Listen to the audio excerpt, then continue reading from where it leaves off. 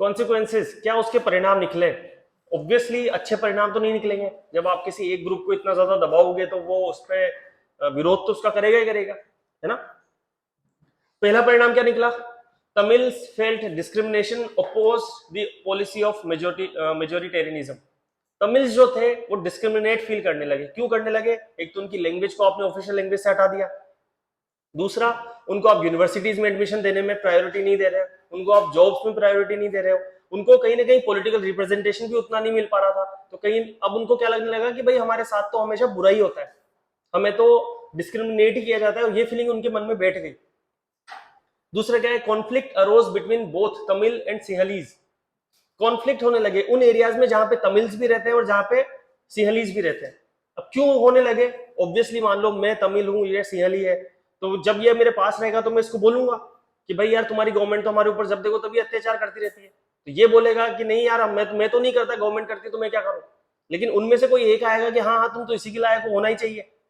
अब होना ही चाहिए तो फिर क्या कर सकते हैं चीजें। तो लोग हमेशा क्या गलत धारणा रखते हैं। तो यहां पर भी सेम होता था। तमिल जब भी कोई आवाज उठाते थे वो एक ही बात बोल देते थे कि तुम तो बैठ ही जाओ, तुम तो इसके लायक ही नहीं, है ना। और ये चीज धीरे धीरे मन में इतनी बैठ गई कि उन्होंने फिर हथियार उठा लिए, और हथियार उठाने के बाद एक नई ऑर्गेनाइजेशन उन्होंने बनाई जिसका नाम था LTTE, liberation tigers of Tamil इलम। इलम का मतलब होता है नेशन। तो उन लोगों ने क्या किया, प्रभाकरण नाम का एक आदमी था, उसने ये ऑर्गेनाइजेशन शुरू करी, और उस ऑर्गेनाइजेशन ने एक नया मैप निकाला। और वो नया मैप क्या था? वो था जिसमें श्रीलंका का पार्ट, थोड़ा सा इंडिया का पार्ट मिला के उन्होंने बोला कि अब हम एक नया कंट्री बनाएंगे जिसका नाम रखेंगे हम तमिल इल्लम। आई बात समझ में? क्या था? LTTE, liberation tiger of Tamil इलम। प्रभाकरण नाम का आदमी था जिसने शुरू किया था। तमिल इलम नाम से एक अलग नेशन बनाना चाहते थे जिसके अंदर इंडिया का भी पार्ट था, श्रीलंका का भी पार्ट था, और आसपास के थोड़ी सी नेशंस का भी पार्ट था। आई बात समझ में? लिखा हुआ है Tamil militants group were formed, for example LTTE। लिट्टे इसको बोलते थे। राजीव गांधी की हत्या लिट्टे ने ही की थी, है ना। अगर आपने सुना होगा जो कि राहुल गांधी के जो पिताजी थे राजीव गांधी, उनकी हत्या हुई थी LTTE ग्रुप के थ्रू। क्यों हुई थी? क्योंकि जो राजीव गांधी थी वो हेल्प करते थे श्रीलंकन गवर्नमेंट की, तो LTTE को वो पसंद नहीं था। तो उन्होंने क्या किया, एक औरत को भेजा बम बांध के, और वो औरत ने उड़ा दिया उसको, खुद समेत राजीव गांधी भी मर गए।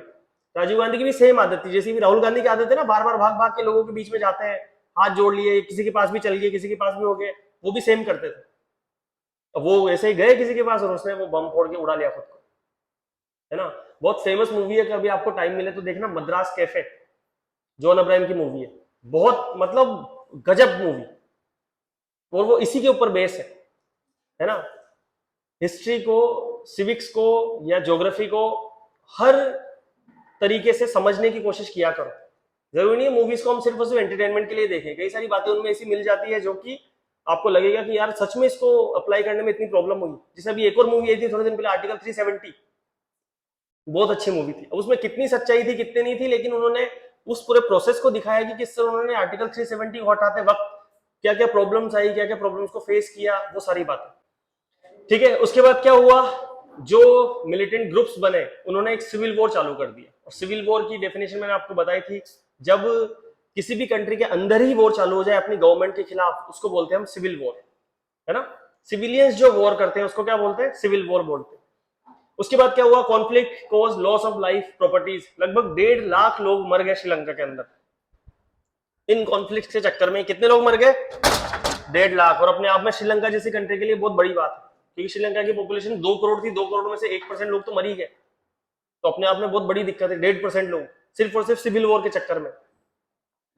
उसके बाद क्या हुआ, एक created hindrance in development of Sri Lanka. Sri Lanka का डेवलपमेंट अच्छे से हो नहीं पाया, काफी सारी पॉलिटिकल इंस्टेबिलिटी बनी रही। अभी भी आप देखोगे थोड़े दिन पहले श्रीलंका के अंदर इकोनॉमिकल क्राइसिस आ गया था, है ना। तो ये उसी के पार्ट है, क्योंकि क्या है कि जब भी कोई नई गवर्नमेंट आती है वो हमेशा पुरानी गवर्नमेंट की कमियों को बोल के सामने आती है, और वो खुद भी उसको पूरा नहीं कर पाती।